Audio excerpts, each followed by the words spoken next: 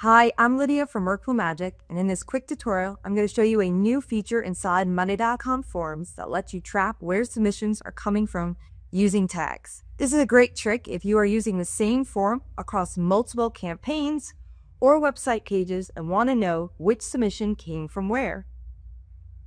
Let me show you how it works. When editing your form, go into the settings and add a tag.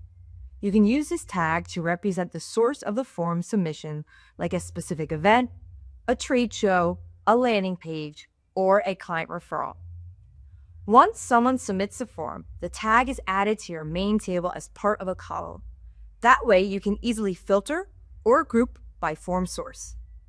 This is especially useful if you have the same form embedded in multiple locations and want to track which location generated the lead.